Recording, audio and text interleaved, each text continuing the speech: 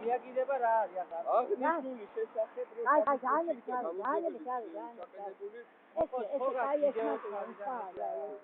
რომ გამიცხადე რატო გამომიძახი ამ გამაგასთან რა მინდო სასაკამო იმაზე გამოგიცხადე მე რა ხდება რეაგირება რაფერი ახლა არ მოაბრუნეთ ის